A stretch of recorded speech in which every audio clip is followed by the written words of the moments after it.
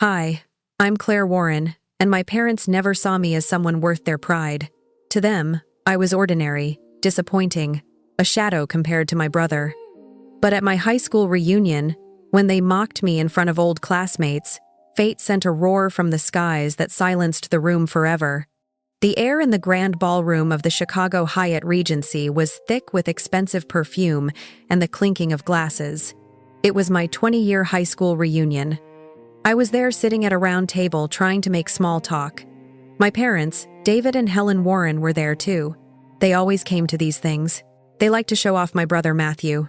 He was their shining star. My father, David, cleared his throat. He had a way of making sure everyone listened. "You know," he began, his voice carrying just a little too loud. "We're so proud of Matthew. He just got another big promotion at the bank. He's practically running the place now." He smiled, looking around the table, daring anyone not to be impressed. My mother, Helen, chimed in. "Yes, Matthew is truly exceptional. Such a brilliant mind. Always knew he'd go far." She nodded, as if confirming a known truth. Then their eyes turned to me. The smile faded a little. My father gave a small, almost apologetic shrug. "And Claire?" he said, his voice dropping slightly. "Well, Claire never really became much. Not like her brother. He's the real success." A nervous titter went around the table. Old classmates, faces I barely remembered, shifted in their seats. I saw a few smirks, a few knowing glances exchanged. One woman, Jessica, who used to be mean in high school, leaned over and whispered something to her husband. He chuckled. The sound was like a sharp poke in my chest. Laughter and whispers followed as her classmates smirked. It was happening again. The familiar burning shame, but this time it was worse. It was public. I remember countless dinners, not just family dinners, but dinners with relatives. With family, friends. Always the same script. Matthew is doing so well. Matthew got into Yale. Matthew just bought a new car. It was a constant stream, a litany of his achievements. My parents built a pedestal for Matthew. They polished it daily. Every trophy, every good grade, every step up the corporate ladder was celebrated with fanfare. He was their golden child, their pride, their entire world, it seemed. I was just there. I remember one Christmas I had just finished my first year in the military. I was so proud. I had joined right after high school. It felt like I was doing something important, something bigger than myself. When I came home for the holidays, I was excited to tell them about basic training, about the friends I'd made, about the discipline I'd learned. I thought they would be interested. I thought they would be proud too. We were sitting around the dining table. The turkey was carved. The smell of cranberries filled the air. My father was, as usual, talking about Matthew's latest internship. He's working at a prestigious law firm. "You know, they're already talking about offering him a full-time position after he graduates." My mother beamed. "Such a hard worker. He never stops." I cleared my throat, trying to find a gap in their conversation. "Mom, Dad." I started a little shyly. "I wanted to tell you about my training. It was tough, but I learned so much. I even qualified expert with the rifle." My father took a sip of water. He didn't look at me. "Oh, that's nice, dear," he said dismissively. "You know, Matthew is already thinking about buying a house in the suburbs." "A really nice one. 2 stories, my mother nodded. "Yes, with a big yard for when he has children." She looked at me then, but her gaze was distant, like she was looking through me. "Are you enjoying that military thing, Claire?" "Still just a phase, I suppose." A phase. That's what it always was. My choice to serve, to dedicate myself to something greater, was just a temporary deviation from what they considered a real life. Matthew's career was a journey. Mine was a detour. I learned to carry my silence like armor. It was heavy, but it protected me from their words. I stopped trying to impress them. I stopped sharing my accomplishments. It hurt too much to see their indifference, their lack of interest. It was easier to just be quiet, to be invisible. There was a time during my first deployment when I was overseas for months. I called home once a week if I could. My mother would pick up. "Oh, it's you, Claire," she'd say, her voice flat. "Everything all right?" "Yes, Mom. Just checking in," I'd reply, trying to keep my voice bright, even though I was often tired and homesick. "How are things back home?" "Oh, fine, fine. Matthew just got promoted again. You know, he's doing wonderfully. Your father and I went out to celebrate with him last night." She'd talk for a few minutes about Matthew, then about the weather, then about a new recipe she tried. Never once would she ask about where I was, what I was doing, if I was safe. It was like I was calling from the grocery store, not a combat zone. One time I tried to tell her about a difficult mission, about how scared I was, but how my training kicked in, and I helped my team. "It was really intense, Mom, but we all made it back." There was a pause. Then she said, "That's nice, dear. Don't you think it's time you considered coming home? Matthew says his company is hiring for administrative roles. It would be a stable job near us." A stable job? As if my military service, my dedication to my country was somehow unstable or less worthy. It was a constant belittling. They didn't see me as a soldier, a leader, a person making a difference. They saw me as Claire, the one who wasn't Matthew. I learned to live without their validation. It wasn't easy. Every child wants their parents' approval, their pride. But for me, it was a well that had run dry a long, long time ago. I focused on my work. I focused on my team. I found my family in the military. They saw me. They valued me. They celebrated my successes. Even when I earned my first major commendation, a medal for valor, I hesitated to tell my parents. I knew what their reaction would be. My father would probably say, "That's interesting, Claire, but what does it mean for your long-term career? Will it help you get a real job?" My mother would just nod and change the subject to Matthew's latest bonus. So, I didn't tell them. I wore the medal proudly on my uniform, knowing what it represented to me, to my unit. That was enough. Their approval became irrelevant. It had to, otherwise I would have broken. At home during visits, the conversations were always about mundane things for me. "Have you thought about getting married? Are you going to settle down soon? It's a shame you're not closer to home." For Matthew, it was always grand plans, future investments, his growing influence. I would sit there quietly listening to their endless praise for him. It felt like being in a room where everyone else was speaking a language I didn't understand, or rather a language that simply didn't acknowledge my existence.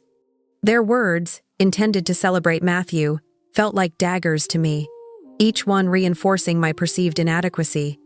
I became an expert at smiling politely, at nodding at the right times, at making myself small. I remember one conversation clearly. I was home on leave and my parents had invited over some old family friends. Mrs. Peterson, a sweet old lady who always tried to be kind to me, asked, "So, Claire, what exactly do you do in the military?" Before I could answer, my father jumped in. "Oh, she's just doing her service, you know, patriotism and all that." He chuckled as if it were a quaint hobby. Matthew, on the other hand, is revolutionizing the financial sector at his firm. He's going to be a millionaire before he's 40, I tell you. Mrs. Peterson looked from him to me, a flicker of sadness in her eyes. I just smiled. There was no point in correcting them, in trying to explain the complexities of my role, the responsibilities I held, the lives I helped protect. They wouldn't listen. They wouldn't care. It was just patriotism and all that. A simple, easy dismissal. Over the years, the dismissals hardened me, not into bitterness, but into a quiet strength. I learned that my worth wasn't tied to their perception of me. It was tied to my actions, my integrity, my dedication. It was tied to the respect I earned from my peers and superiors. It was tied to the knowledge that I was making a difference. My military service was not just a phase. It was my life, my calling, and my purpose. And it was far more meaningful than any of them could ever comprehend from their comfortable civilian lives. The 20-year reunion dinner was a blur of polite smiles and awkward questions. I had tried to enjoy myself, catching up with a few genuine friends, but the constant undercurrent of my parents' presence made it difficult. They were holding court at a large table near the front, drawing attention as always. Suddenly, my father, David, stood up. He clinked his glass with a spoon, the sound echoing through the ballroom. All conversation died down. Everyone looked at him. My heart sank. I knew what was coming. It was the same routine at every family gathering. Every holiday. Now it was on a public stage. He held his wine glass aloft, a self-satisfied smirk on his face. "Excuse me, everyone?" He boomed, his voice carrying easily. "May I have your attention for a moment?" A hush fell over the room. My mother, Helen, sat beside him, radiating pride.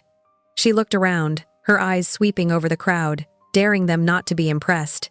"My wife and I," my father continued, "are incredibly proud to be here tonight celebrating with all of you. It brings back so many memories, and it's wonderful to see how much everyone has achieved." He paused, letting his words hang in the air, building the anticipation for his grand reveal. Then he launched into it. "Of course, we are especially proud of our son Matthew. As many of you know, he's a rising executive at one of the biggest financial firms in the country. He's truly made a name for himself, a real success story." He gestured vaguely, as if Matthew were present, though he wasn't. He rarely came to these events. He was too busy, or so they said. A ripple of murmurs went through the crowd. Some people clapped, others nodded approvingly. My parents always made sure everyone knew about Matthew. It was their main topic of conversation. Then his eyes, still bright with the reflected glow of Matthew's success, flickered to me. He hesitated for a fraction of a second. The smile on his face faltered just slightly before reforming into something a little more strained. "And as for Claire," he said, his voice dropping, almost an afterthought. He gave another one of his dismissive shrugs. "Well, at least she showed up tonight." He let out a small forced chuckle, clearly expecting others to join in. A few polite, awkward chuckles did indeed ripple through the room.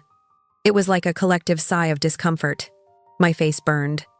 My mother, never one to miss an opportunity to reinforce their narrative, quickly added, "Yes, it's nice to see her here. Maybe she'll settle down one day." Settle down. That phrase, like a blunt instrument, hit me hard. It was their constant wish for me to quit my phase in the military, find a nice, safe civilian job, and ideally a husband, to become something they could understand, something that fit their narrow view of a woman's life. It was their way of saying that my entire life's work, my dedication, my career was just a temporary deviation from what they considered normal or worthwhile. The words hung in the air, heavy and demeaning. I could feel the eyes of my former classmates on me. Some looked pitying, some looked amused. Others just seemed uncomfortable, unsure where to look. I saw Jessica again, the mean girl from high school, now a woman with too much makeup. She met my gaze and gave a small, condescending smile, as if to say, "See, I told you so." My heart didn't just sink, it plummeted. It wasn't just the words themselves, but the casual public way they were delivered, as if my life was a joke, as if I was a disappointment they had to tolerate, and they were doing it in front of people I had grown up with, people whose opinions, whether I admitted it or not, still held a small sting. I wanted to disappear. I wanted to scream. I wanted to stand up and yell at them, to tell them everything they didn't know, everything they refused to see, but I didn't. I just sat there, my hands clasped tightly in my lap, trying to control the tremor that threatened to run through me. My jaw was clenched so tight it ached. The rest of the speech, if you could call it that, blurred into a monotonous hum. My father went on about the good old days, about what a great class we were, but the damage was done. My parents had effectively thrown me under the bus, again, for the benefit of their own inflated egos and their desperate need to parade Matthew's success. I felt a wave of nausea. All the years of being overlooked, of being dismissed, of being compared to Matthew came crashing down on me in that moment. It wasn't just a casual slight, it was a deliberate act of public humiliation. They wanted everyone to know that I was the lesser child, the one who hadn't met their expectations. My mother caught my eye across the room. She offered a small, almost apologetic smile, but it didn't reach her eyes. It was a smile that said, "You know we love you, dear, but you really should try harder." It was the same smile she'd given me 1,000 times. A smile that made me feel like a failure, even when I knew deep down that I wasn't. I lowered my gaze, focusing on the intricate pattern of the tablecloth. I could still feel the lingering stares, the whispers. It felt like I was back in high school, being judged and found wanting. The irony was I was a far more accomplished woman now than I ever was then.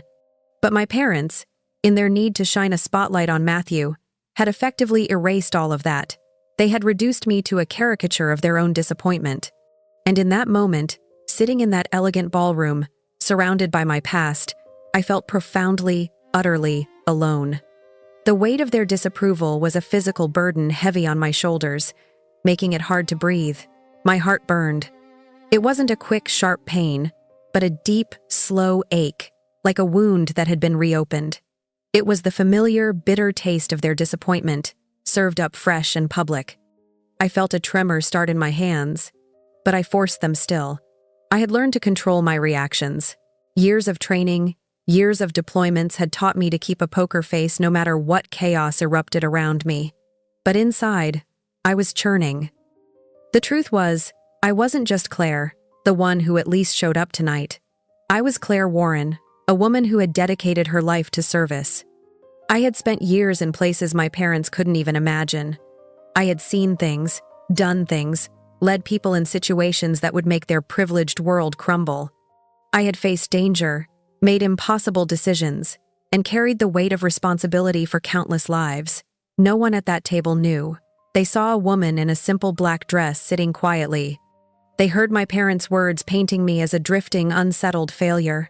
They didn't know about the cold desert nights, the dust, the constant vigilance. They didn't know about the meticulous planning, the strategic thinking required to keep my unit safe. They didn't know about the complex logistics, the high-stakes negotiations, the diplomacy required to work with foreign forces. They didn't know what it felt like to be in command, to have men and women look to you for guidance, for their very lives. They didn't know about the weight of those stars on my shoulders, the years of sacrifice, of missing holidays, of celebrating birthdays over satellite calls, of living out of a duffel bag, of putting duty before personal comfort. All of it was invisible to them. My military service wasn't just a phase, it was my life. I had started as a young recruit, eager to prove myself. I had worked my way up, step by painstaking step.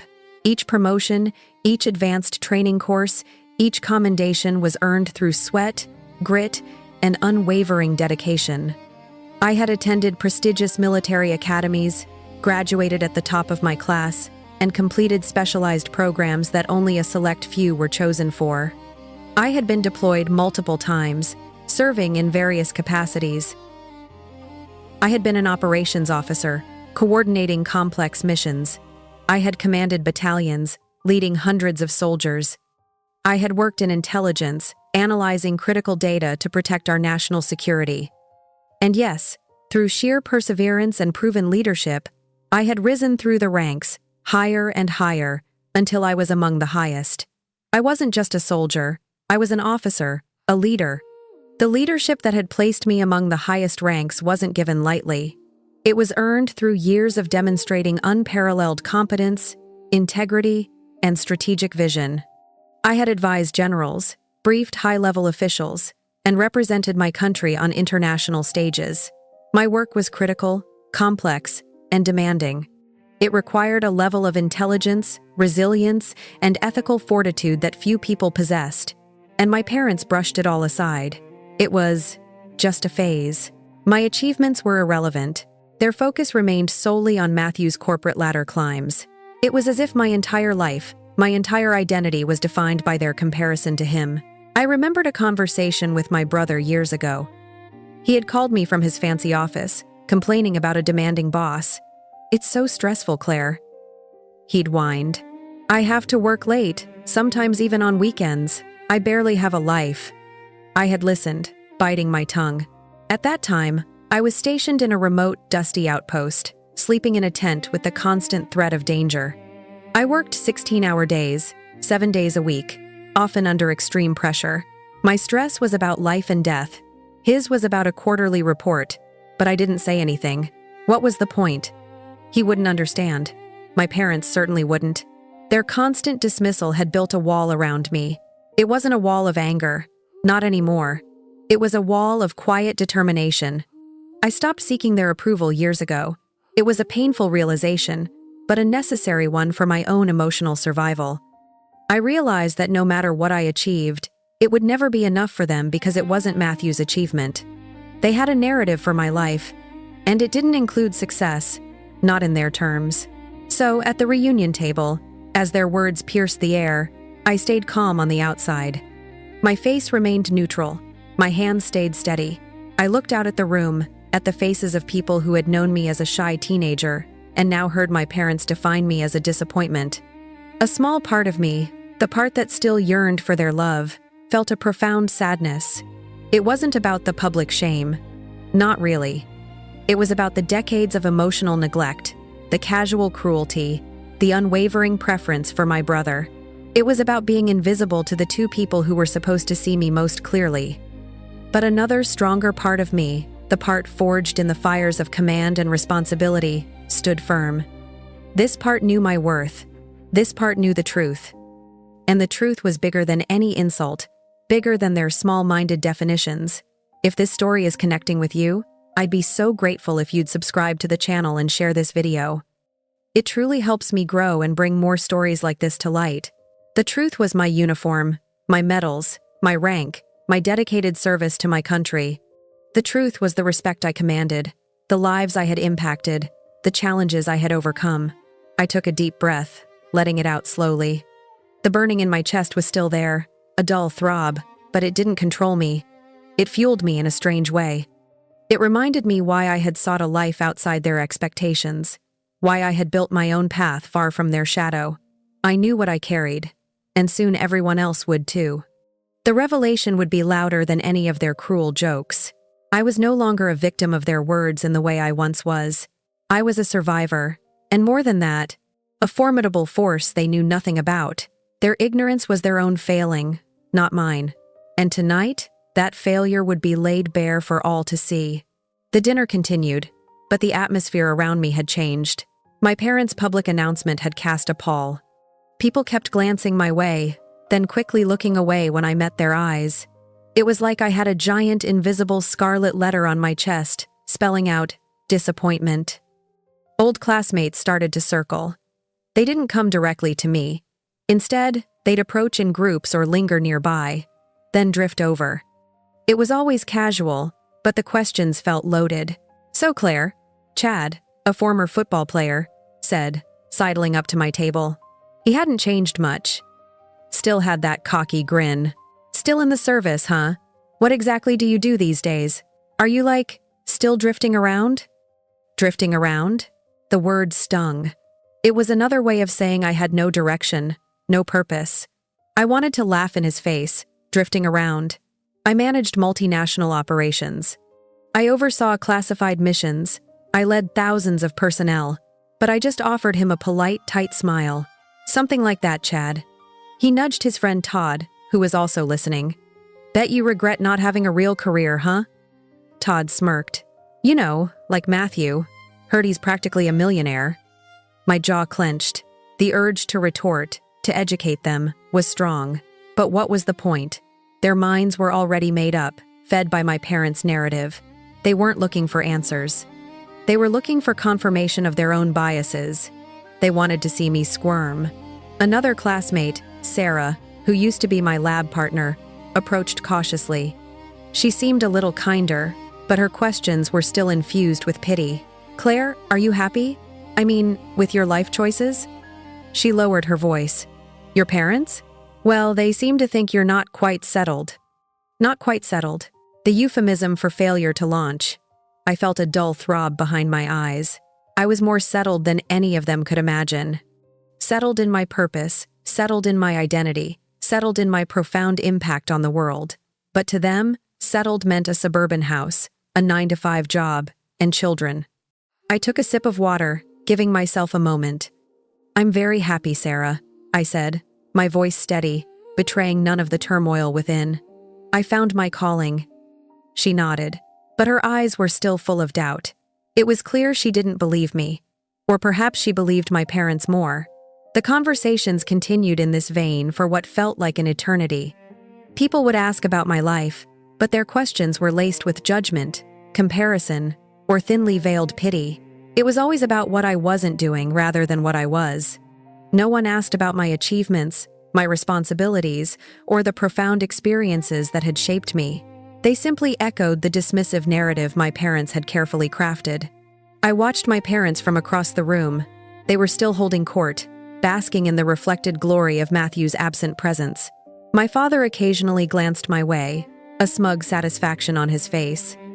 He truly believed he had put me in my place, publicly reinforced the pecking order within our family. My mother, too, seemed content. They had achieved their goal, to present a polished, successful family image, with me as the necessary, slightly embarrassing footnote. The whispers followed me like a shadow. I could hear snippets as I walked to the restroom or to get a fresh drink. Poor Claire. Always a bit of a quiet one. Guess not everyone can be a high flyer like Matthew. It was a symphony of underestimation, a chorus of dismissal. My old English teacher, Miss Adler, a kind woman who had always encouraged my writing, came up to me. "Claire, dear," she said softly, taking my hand. "It's good to see you. You always had such potential." Her words were meant to be comforting, but even they felt like a reminder of a potential they now saw as unfulfilled. I smiled, squeezing her hand. "Thank you, Miss Adler. It's good to see you too." "Too." She looked at me intently. "Are you well? You seem very composed." I knew what she was asking. Was I hurt? Was I breaking inside? But I had learned to internalize my pain, to channel it into something productive, something that made me stronger. "I'm very well," I affirmed, my voice calm. "Better than I've ever been." She studied my face for a moment longer, a thoughtful expression. She at least seemed to sense there was more to me than met the eye, more than my parents had let on. But even her kindness felt like a delicate dance around the unspoken insult. My parents' words and the crowd's reactions sparked a fire within me. Not a destructive fire, but a quiet, powerful one. It was the fire of knowing my own truth, a truth that was so much grander and more significant than their petty slights. I had chosen my path, a path of honor and duty, a path of tangible impact. Their world of corporate ladder, climbing, and suburban expectations felt small and inconsequential in comparison to the global challenges I had faced and overcome.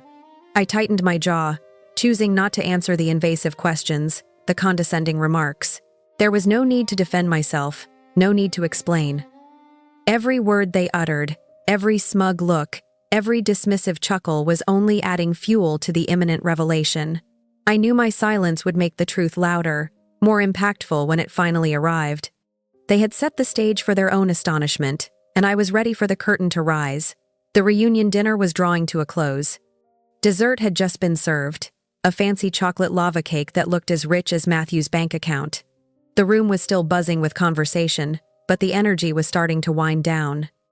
My parents were still at their table, now exchanging pleasantries with the principal, clearly enjoying their moment in the spotlight.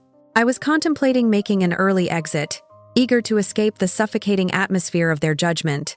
Then it started. A low thrumming began, almost imperceptible at first. It was a distant, rhythmic beat, like a giant heart pounding far away. Most people didn't notice it immediately, or they just dismissed it as city noise, but I did. My senses, honed by years of active duty, were instantly alert. That sound was familiar, deep, powerful. It grew steadily, transforming from a distant thrum into a distinct, pulsating chop. Thwop, thwop, thwop, thwop. The kind of sound that vibrates through your bones. Glasses on the tables began to rattle, a delicate symphony of nervous chimes. The ornate chandeliers above us swayed ever so slightly. Heads started to turn. People frowned, looking at each other. "What's that noise?" someone muttered. The sound intensified. It was no longer distant. It was directly above us. The entire ballroom began to vibrate. The elegant draperies on the windows rippled as if caught in an invisible wind. Conversations died down, replaced by murmurs of confusion and concern. Thwop, thwop, thwop. It was unmistakable now. The deep, heavy chop of helicopter blades. And not just any helicopter. This wasn't a local news chopper or a traffic monitor. This was military-grade sound. Powerful, urgent. Guests craned their necks, trying to peer out the tall arched windows that overlooked the city skyline, but the windows were high, and the helicopter was right above. Its powerful searchlights swept across the glass, momentarily blinding anyone who looked directly. White beams of light danced across the ceiling, across the faces of the stunned guests. "What's happening?" a woman shrieked, a note of panic in her voice. "Is it a drill?" Another asked, trying to sound brave, but her eyes were wide. My father, who had been mid-sentence, stopped talking. His mouth was slightly open. My mother looked genuinely confused, her brow furrowed. Their attention, which had been so firmly on themselves and Matthew's supposed achievements, was now completely diverted. They, like everyone else, were looking up, their faces reflecting a mixture of fear and bewilderment. The helicopter hovered directly over the building, its powerful engines roaring. It felt like the entire structure was vibrating from its force. The sound was deafening, making conversation impossible. It commanded every single person's attention. I, however, remained outwardly calm. A small, almost imperceptible smile touched my lips. I knew this sound. I knew what it meant. And I knew, with absolute certainty, that it was for me. A sense of quiet anticipation settled over me, replacing the burning ache in my chest. This wasn't just a helicopter. It was an answer. A very loud, very public answer. The vibrations intensified. Small particles of dust dislodged from the ceiling began to drift down. Waiters who had been clearing dessert plates stood frozen, their trays held awkwardly. The general hubbub of the reunion, the laughter, the polite chatter, the casual insults, all of it had been completely drowned out by the mechanical roar from above. People were pointing. Someone gasped from the windows. A faint red light began to flash, an indicator perhaps, or a signal. The searchlight swept again, methodically, purposefully, as if seeking something or someone within the ballroom itself. My parents looked at each other, their faces pale. My father stammered, "What in the world?" My mother clutched his arm, her eyes wide with a mixture of fear and confusion. The casual arrogance that had been so present just moments ago had completely vanished. From their faces, they looked small, suddenly, confronted by a force they clearly didn't understand. The sheer power of the machine above us was undeniable. It wasn't just a sound. It was an event. It had halted everything. Every ego, every petty concern, every social performance had been eclipsed by the undeniable presence of something far more significant. I watched the faces around me. The smirks had vanished. The pitying glances were gone. They were replaced by genuine fear, curiosity, and a sense of shared unease. My classmates, who had been so quick to judge and dismiss me, were now united in their bewilderment. My quiet smile grew a fraction wider. The stage, which my parents had so carefully set for my humiliation, was about to be completely, spectacularly, and irrevocably reset. The roar from the skies wasn't just an interruption. It was a prelude, a dramatic entrance, and I was ready for my cue. The helicopter's roar was still deafening, rattling the very foundations of the building. The searchlights continued their sweeping dance across the ballroom, creating dramatic, flickering shadows. Every single person in the room was staring at the windows, at the ceiling, trying to comprehend the surreal scene unfolding outside. The opulent ballroom with its crystal chandeliers and fine linens felt utterly insignificant under the overwhelming presence of the machine above. Then a sudden shift. The helicopter's sound seemed to stabilize, hovering in one place. And just as the room seemed to reach its peak of collective bewilderment, the main double doors to the ballroom, heavy and ornate, burst open with a decisive thud. Two figures entered. They were tall, impeccably dressed in dark, crisp military uniforms. Their faces were grim, their expressions serious, conveying an undeniable sense of urgency and authority. They moved with a purpose that cut through the lingering shock in the room. The first officer, a stern-faced man with sharp eyes, scanned the crowd. His gaze swept over the tables, past the clusters of stunned guests, past my parents, who were now frozen in their seats, their faces a mixture of confusion and genuine fear. The second officer, equally imposing, followed slightly behind. They weren't looking for just anyone. They were looking for someone specific, and their presence, combined with the continuous roar of the helicopter outside, demanded immediate attention. The officer's eyes finally landed on me. I met his gaze directly. He nodded, almost imperceptibly, a silent acknowledgement. Then his voice, surprisingly clear and resonant despite the thundering blades outside, cut through the remaining silence. He didn't shout, but his words were sharp and precise, amplified by his authority. "Madame General Warren," he barked, his voice echoing in the suddenly hushed room. "Washington requests your immediate presence." The words hit the ballroom like a physical shockwave. The entire room froze. Every single sound, the nervous whispers, the clinking of a forgotten spoon, even the faint hum of the air conditioning, all dissolved into an absolute, stunned silence. The only sound left was the relentless thwop-thwop of the helicopter blades, now seeming to underscore the incredible announcement. My parents, David and Helen, were a study in utter disbelief. My father's jaw literally dropped, his face, which had been pale with confusion moments before, now drained of all color, turning ashen. He stammered, trying to form words, but nothing came out. "General?" He managed to choke out, his voice barely a whisper, completely unrecognizable. "Our Claire?" He looked at me, then at the officers, then back at me.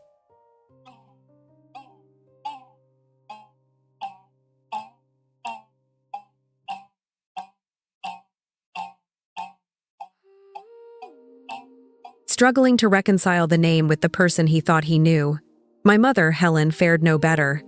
She went completely pale, her hand flying to her mouth. Her eyes, usually so sharp and critical, were now glazed over with shock. The smug, dismissive expression she had worn earlier had crumbled into a look of absolute bewilderment. Her casual remark, "Maybe she'll settle down one day," now hung in the air like a cruel, absurd joke. The reactions of my classmates were even more gratifying in a strange, bittersweet way. The smug faces that had smirked at my parents' earlier comments, the pitying looks, the condescending glances, all of them shattered. Jessica, the mean girl, looked like she had just seen a ghost, her mouth agape. Chad and Todd, who had scoffed about my drifting, now stared at me with wide, disbelieving eyes. Realization dawned on their faces one by one. It was a slow, painful dawning, as if a thick fog was suddenly lifting, revealing a landscape they had completely misunderstood. This ordinary woman, this disappointment, this person who never became much, outranked every single boast in the room. Her military service, which had been brushed aside as just a phase, was in fact a distinguished career of profound significance.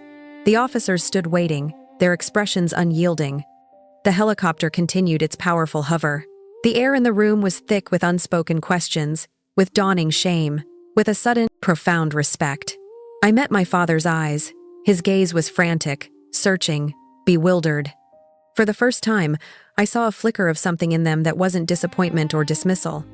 It was a raw, naked shock mixed with a hint of fear, as if he was seeing a complete stranger where his daughter should be. He didn't know me at all. He never had. And in that moment, as the reality settled upon them, I felt a calm power rise within me. It wasn't triumph, not exactly. It was a deep, quiet validation. All the years of their neglect, their casual cruelty, their unwavering favoritism toward Matthew, it had all led to this, to their utter silence, their complete astonishment. They had tried to diminish me, to make me small, but the world, in its own dramatic way, had just announced how wrong they were. The stage was set, and this time, I was the one in the spotlight. The officer's words, "Madame General Warren, Washington requests your immediate presence," hung in the air, a seismic shockwave that had shattered the elegant calm of the ballroom. The helicopter's rhythmic thwop was the only sound for what felt like an eternity, a relentless drumbeat underscoring the incredible revelation. My father, David, was a ghost. His face was devoid of color, his usual bluster completely gone. He looked at me, then at the uniformed officers, then back at me, his eyes wide and unfocused, as if his brain was struggling to process contradictory information. "General?" he stammered again, his voice cracking, barely audible above the helicopter. "Our Claire?" He pushed the words out, not as a question, but as a desperate plea for clarification, for someone to tell him he was mistaken, that this was some elaborate, cruel joke. My mother, Helen, was equally stunned. She had both hands pressed against her mouth, her eyes wide with a mixture of terror and disbelief. Her perfectly styled hair seemed to droop slightly, her usually composed demeanor utterly shattered. She looked utterly lost, her gaze fixed on me, trying to find the ordinary, disappointing daughter she had always known in the woman now being addressed as Madam General. The casual indifference, the subtle dismissals, the constant praise of Matthew, all of it seemed to evaporate from her expression, replaced by a raw, naked shock. The officers, however, remained impassive, their posture rigid, their eyes fixed on me. They weren't interested in the stunned reactions of a room full of civilians. They had a mission, and I was that mission. My father, still trying to grasp the impossible, mumbled something incoherent. He started to rise from his chair, then stumbled, almost falling back down. He looked like a man whose entire world had just been upended. The carefully constructed narrative of his successful son and his ordinary daughter had just been obliterated by a single, powerful title. My mother, always the one to maintain appearances, despite her shock, managed to whisper, But how?" Her voice was choked, almost a whimper. It wasn't a question seeking an explanation. It was a cry of profound bewilderment, of a fundamental misunderstanding of her own child. My classmates' reactions were even more telling. Their smug faces, moments ago so full of judgment and pity, crumbled. Jessica, the one who had smirked about my drifting, now had her jaw hanging open, her eyes darting between me and the officers.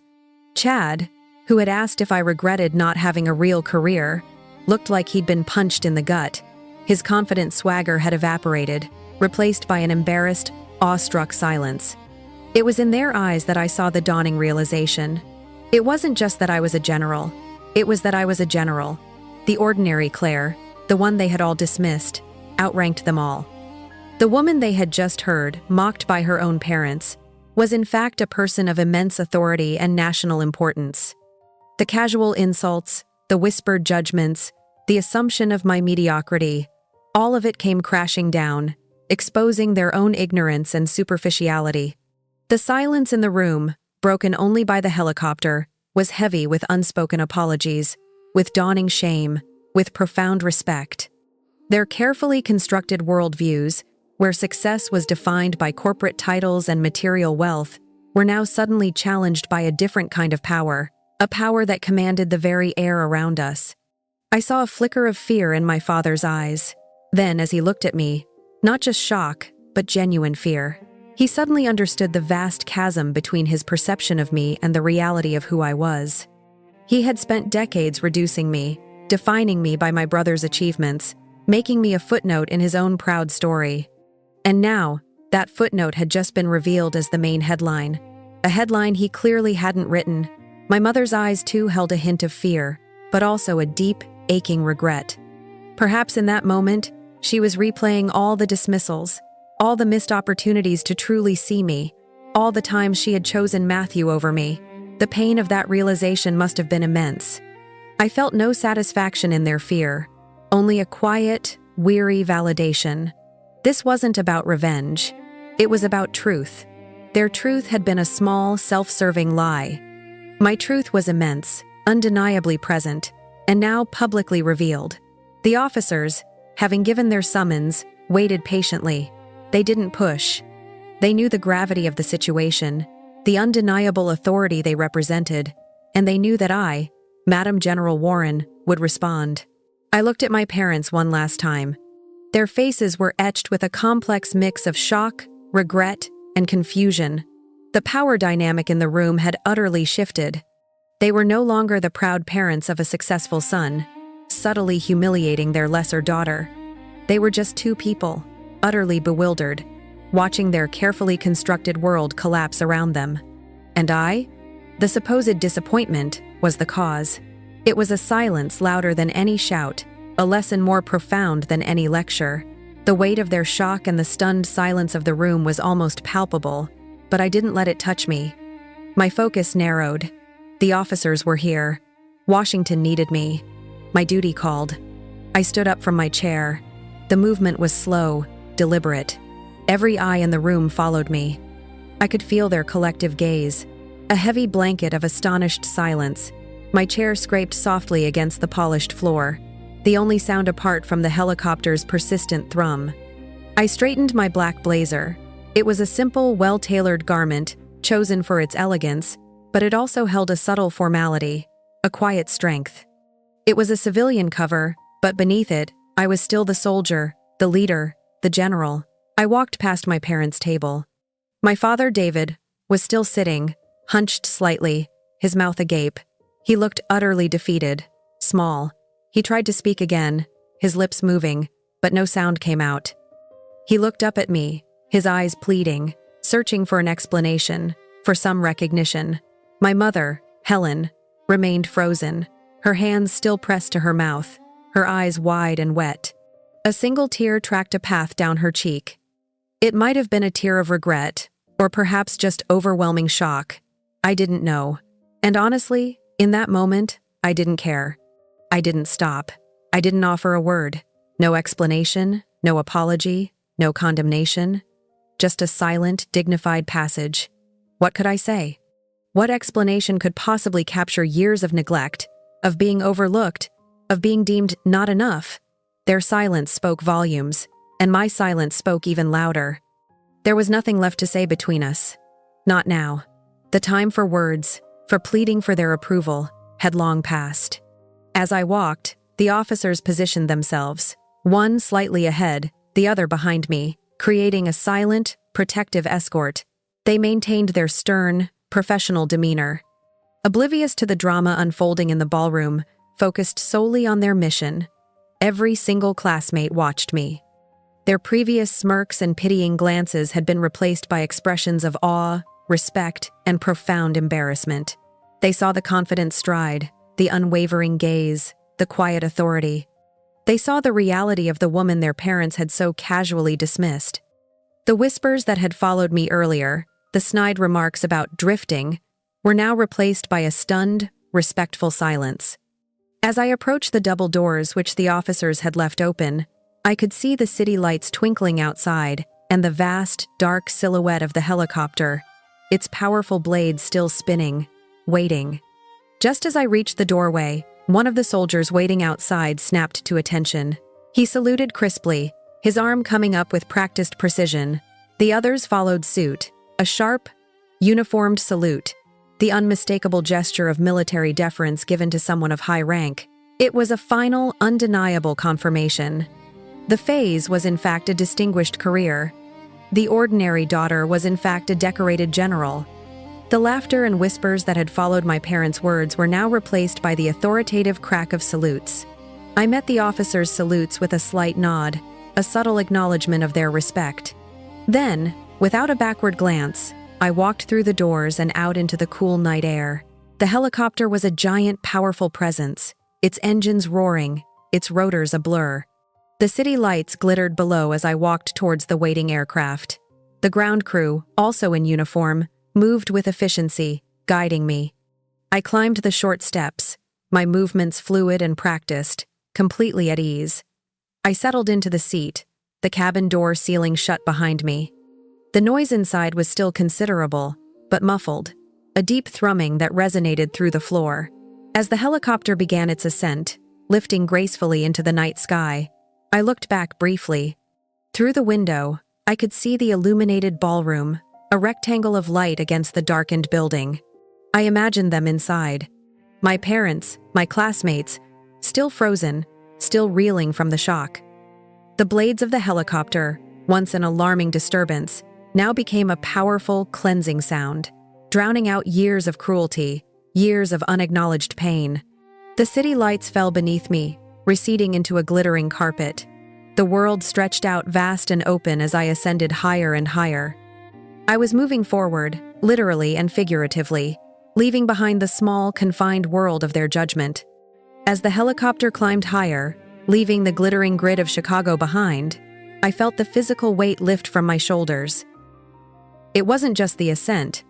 It was the psychological burden of decades of parental disapproval, of being unseen and unappreciated. The city lights became a distant, twinkling tapestry beneath us, and the roar of the blades, once so startling, now felt like a comforting lullaby. It was the sound of my own quiet power. I looked out the window at the vast, dark expanse of the night sky. The stars, usually obscured by city lights, were bright and numerous out here, far above the urban glow. Each one felt like a silent witness to my journey, a reminder of the immense world beyond the small, suffocating confines of my family's expectations. In that moment, a profound sense of peace settled over me.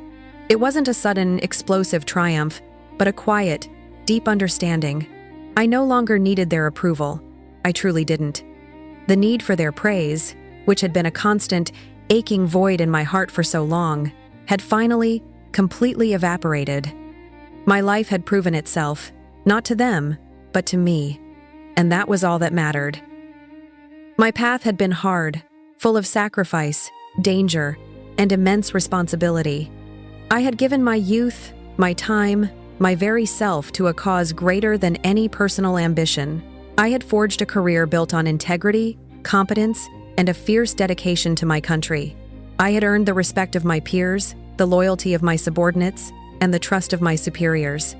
These were achievements that transcended any corporate title or material wealth. They were achievements of character, of leadership, of profound impact. The helicopter hummed along, a steady, powerful presence. I thought of my parents, still likely sitting in that ballroom, reeling. What would they say now? How would they explain this to Matthew? To their friends? The thought brought a small, sad smile to my face. It wasn't malicious. It was just a recognition of their predicament. They had built their entire identity around Matthew's success and my perceived lack thereof. Now, that foundation had been spectacularly shaken. I realized I hadn't been angry during that silent walk past them. Not truly. There was a sense of detachment, a profound acceptance. Their inability to see me, to celebrate me, was their failing, not mine. It was their loss, not mine. I had found my worth, not in their eyes, but in my own. I had chosen duty, dignity, and self-worth over begging for scraps of recognition. The years of carrying my silence like armor had made me strong. It had taught me resilience. It had taught me that external validation, particularly from those who refused to see, was ultimately meaningless. My true validation came from within, from the challenges I'd overcome, the lives I'd impacted, and the unwavering commitment I had to my oath. I leaned back in the comfortable seat, letting the vibrations of the helicopter soothe me. The urgent mission that lay ahead was a familiar embrace of responsibility. I was heading into a new challenge, a new set of complex problems to solve. This was my life. This was my purpose. And in that quiet ascent, far above the mocking whispers and the stunned silences, I finally, truly forgave them. Not for them, but for me. I released the burden of their judgment, the constant ache for their approval. Their inability to love me in the way I needed didn't diminish my capacity to love myself or to be loved by others who truly saw me. My journey had taken me far from the expectations of a suburban family. It had taken me to places both terrifying and awe-inspiring. It had shaped me into a leader, a strategist, a person of consequence. And in the silent, star-dusted cabin of that helicopter, I knew with absolute certainty that I wouldn't trade any of it for a lifetime of their hollow praise. My truth was my own, earned and hard-won, and it shone brighter than any spotlight they could ever hope to cast. If you've ever been underestimated by your own family, remember your truth doesn't need their applause.